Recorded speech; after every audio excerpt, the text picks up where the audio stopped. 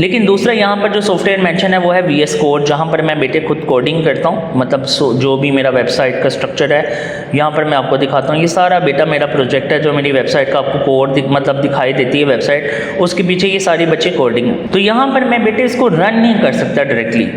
अब यहाँ पर रन करने के लिए मुझे एक्सटर्नल सोर्स की ज़रूरत होती है और उस एक्सटर्नल सोर्स को हम कहते हैं ब्राउज़र, जैसे कि आपको दिखाई दे रहा है। अच्छा बच्चों, ये तो मैंने आपको प्रैक्टिकल भी दिखा दिया। Welcome to Computer with Salman. I am Salman Ahmed, a young, passionate programmer and a computer science teacher. Let's learn, build and grow together. अस्सलाम वालेकुम dear students and welcome back to another video. अच्छा बच्चों, first year students, बेटा आज का topic है हमारा software development tools. इसका मतलब है बेटा वो सॉफ्टवेयर या वो टूल्स जो आप यूज़ करते हैं बेसिकली सॉफ्टवेयर को बनाने के लिए, उसको हम कहते हैं software development tools. That's it, इसे कंफ्यूज नहीं होना बच्चों। अब इसमें सबसे पहले बेटे आते हैं एडिटर्स। आप इन्हें एडिटर्स कह सकते हैं। Language you don't need to mention language, आप लैंग्वेज एडिटर्स कह लो, लेकिन वी सिंपली कॉल इट बेटा एडिटर्स। That's it. अब एडिटर्स और बेटा एक दूसरा वर्ड होता है यहाँ पर IDE। इसका मतलब होता है इंटीग्रेटेड डेवलपमेंट एनवायरनमेंट। बेटा ये दोनों सॉफ्टवेयर है जहाँ पर आप कोड लिख सकते हैं, लेकिन दोनों में डिफरेंस क्या है वो देख लें। देखो बच्चे, एडिटर के अंदर आप कोड लिख सकते हैं लेकिन रन नहीं कर सकते, कोड रन नहीं कर सकते। यहाँ पर आप देख रहे हैं, यहाँ पर आप लिख सकते हैं, एडिट कर सकते हैं, लेकिन कोड रन नहीं कर सकते एडिटर्स के अंदर। दूसरी साइड पे जो होते हैं ना IDEs, आपको यहाँ पर वर्ड मिलेगा रन कर सकते हैं आप। यहाँ पर जैसे कि बच्चे अगर मैं आपको दिखाऊं, यहाँ पर आप क्या कर सकते हैं, आप कोड को राइट कर सकते हैं, टेस्ट कर सकते हैं, मतलब वही रन कर सकते हैं। अच्छा बच्चों, आपको शॉर्ट क्वेश्चन आ सकता है कि IDEs में और टेक्स्ट एडिटर में, इसे टेक्स्ट एडिटर भी कहते हैं, ये कंफ्यूज नहीं होना। लैंग्वेज एडिटर कह लो, एडिटर्स कह लो या टेक्स्ट एडिटर कह लो, मोस्टली वर्ड यूज होता है बेटा टेक्स्ट एडिटर या एडिटर्स। तो इसे कंफ्यूज नहीं होना। दोनों में डिफरेंस बस ये है कि दोनों के अंदर आप कोड लिख भी सकते हैं, एडिट भी कर सकते हैं, लेकिन एडिटर में आप रन नहीं कर सकते, उसमें IDE में आप रन कर सकते हैं। अच्छा, यहाँ पर बच्चों इन्होंने एग्जाम्पल दी हुई है नोटपैड++। आपके कंप्यूटर्स में बेटा ऑलरेडी जो होता है वो होता है नोटपैड। क्या होता है?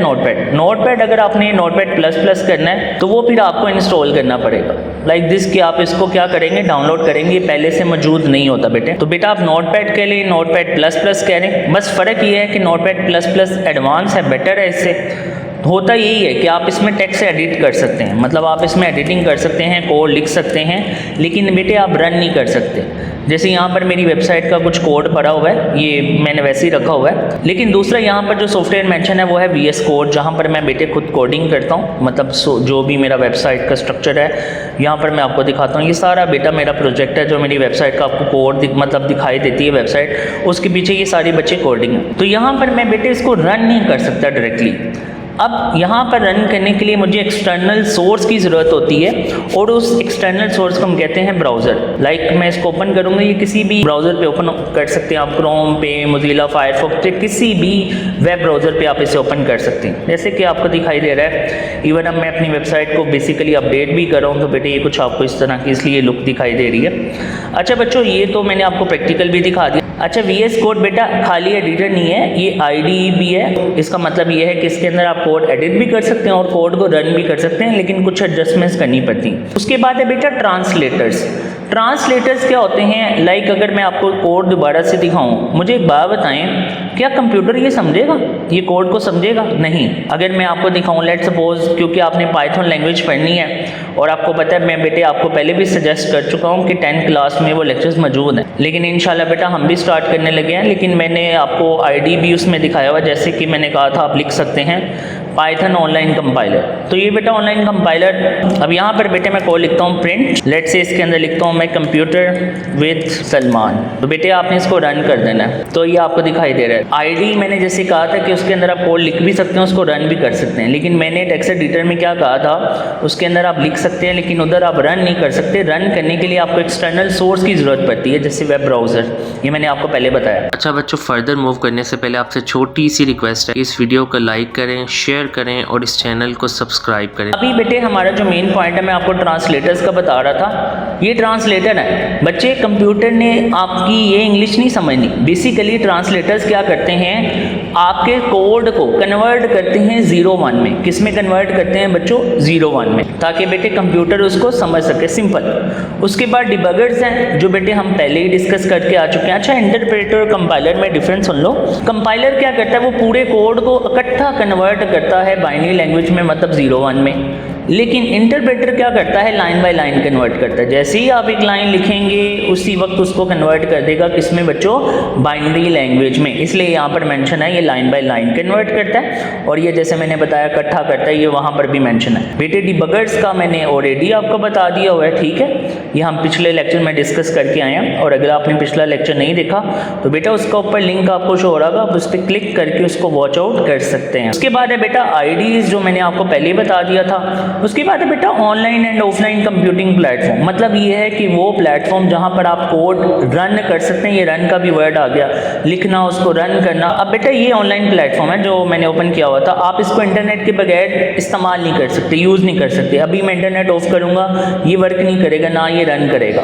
तो ये बता रहे हैं ऑनलाइन प्लेटफॉर्म वो सॉफ्टवेयर जहाँ पर आप कोड एडिट कर सकते हैं, रन कर सकते हैं, लेकिन आपको किसकी ज़रूरत होगी बच्चों? इंटरनेट की ज़रूरत होगी। ये मेंशन भी है, इन्होंने एग्जांपल डिफरेंट दी हुई हैं, तो आप कुछ भी लिख सकते हैं। मतलब ये वही बेसिकली, अगर मैं आपको ये सर्च करके दिखाऊं, सो गिट कोड, ये आप देख सकते हैं बच्चे, बेसिकली ये कोडिंग के ही रिलेटेड होता है। ये आप देख सकते हैं ये क्या चीज़ है। तो आप इसमें सिंपल एग्जांपल्स भी दे सकते हैं, जैसे मैंने आपको बताया। अब ऑफलाइन प्लेटफॉर्म क्या है बेटा? जैसे कि ये ऑफलाइन प्लेटफॉर्म है, इसे इंटरनेट की ज़रूरत नहीं है। इंटरनेट हो ना हो मुझे इससे फ़र्क नहीं पड़ता, मेरा काम चलता रहेगा। ये एक ऑफलाइन प्लेटफॉर्म है। और जो बेसिकली पाइथन की कोडिंग करेंगे वो बेटा हम इस सॉफ्टवेयर पे करेंगे। ये मैं 10th क्लास में भी बता रहा हूँ, अगर आपने उनमें से कोई लेक्चर देखा, क्योंकि कुछ स्टूडेंट्स हैं वो लेक्चर्स 10th क्लास के ऑलरेडी देख रहे हैं मेरे, क्योंकि वो पाइथन के रिलेटेड हैं, तो बेटा उनको ऑलरेडी फॉलो कर रहे हैं। तो आप ये भी देख सकते हैं, इंशाल्लाह आपको भी प्रॉपर बेटा बताया जाएगा। उसके बाद है बेटा सोर्स कोड रिपोजिटरी।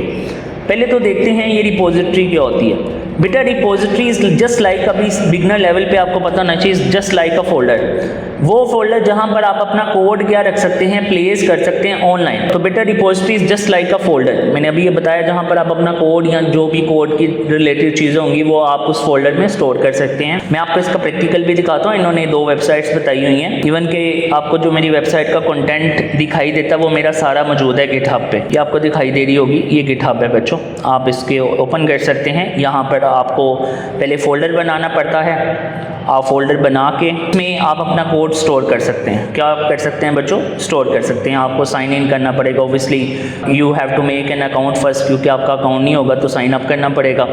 उसके बाद बेटा सिंपल आपको बता दी एक ऐसे प्लेटफॉर्म है, गिटहब से कंफ्यूज नहीं होना, ये एक रिपोजिटरी प्लेटफॉर्म है जहाँ पर बेसिकली आप अपना कोड स्टोर कर सकते हैं और उसको मैनेज कर सकते हैं। और ये बहुत बेटा बेटर होता है कि जब भी मैं अपनी वेबसाइट में अपडेशन करता हूँ तो मैं विद इन सेकेंड्स में, मेरी जितनी मर्जी बड़ी अपडेशन हों, विद इन सेकेंड्स में वो अपडेट हो जाता है, क्योंकि मैं किसका यूज़ कर रहा हूँ? मैं गिटहब का यूज़ कर रहा हूँ बच्चों। इससे आपका काम काफ़ी फास्ट हो जाता है बेटा। इसी तरह ये दूसरा प्लेटफॉर्म है, इसका भी काम वही है। 2 डिफरेंट प्लेटफॉर्म है, लेकिन बेटा इनका मतलब सेम ही है कि वो बेसिकली प्लेटफॉर्म जहाँ पर आप अपना कोड स्टोर कर सकते हैं, उसको मैनेज कर सकते हैं, दैट्स इट। इससे कंफ्यूज नहीं होना। अच्छा बच्चों, यहाँ पर एक वर्ड मेंशन है सोर्स कोड, तो वो हमने चैप्टर 2 स्टार्ट करना है और इंशाल्लाह वो आज ही मैं उसकी भी वीडियो आपको प्रोवाइड करूँगा, तो आपको बेटे क्लियर हो जाएगा। बेसिकली जैसे ही आप वो चैप्टर स्टार्ट करेंगे तो आपको सब कुछ पता चल जाएगा। इसमें कुछ ऐसे वर्ड्स थे जैसे कि आईडीज मेंशन है, एडिटर्स मेंशन है, सोर्स कोड क्या होता है, ये आपको A to Z पता चल जाएगा। अब बेटा ये हमारा चैप्टर कंप्लीट हो चुका हुआ है। एक्सरसाइज से बेटा कंफ्यूज नहीं होना, एक्सरसाइज के क्वेश्चन इतने टफ नहीं है, मैं उनका सोल्यूशन भी आपको प्रोवाइड कर दूँ। लेकिन बेटा जो कंप्यूटर के most of the question pick होते हैं वो बेसिकली इंटरनल, मतलब चैप्टर के अंदर से ही होते हैं, तो इससे आपने कंफ्यूज नहीं होना। अच्छा बच्चों, आपने इसकी जो मार्किंग करनी है वो आपने बेसिकली ये फर्स्ट कंप्लीट आएगा, ये भी ऐसे आएगा। ट्रांसलेटर्स, अब यहाँ पर देखो हाई लेवल मेंशन है, मशीन लैंग्वेज मेंशन है, ये आप जैसे ही पहला लेक्चर देखेंगे आपका क्लियर हो जाएगा। मैं चैप्टर 2 की बात कर रहा हूँ। तो डिबगर्स हमने ऑलरेडी पढ़ा हुआ है, आप वहीं से कर सकते हैं। आपने आईडी की बेसिकली जो डेफिनेशन करनी है बच्चों वो करनी है यहाँ से, an ID offer a unified interface, यहाँ से लेकर ये एग्जाम्पल के साथ कर लीजिएगा, ठीक है। अब इंटर लेवल है तो आपको थोड़ा लिखना तो पड़ेगा। उसके बाद बेटा इसी तरह आपको ऑनलाइन प्लेटफॉर्म ऑफलाइन प्लेटफॉर्म का पता हो, गिटहब क्या होता है, बिट बकेट क्या होता है ये भी आपको बता दिया, रिपोजिटरी क्या होती है ये भी आपको बता दिया। तो बेटा ये आपका चैप्टर कंप्लीट हो चुका हुआ है। सो बेटा that was our today topic. अल्लाह हाफिज़। Thanks for watching students, and kindly don't forget to subscribe.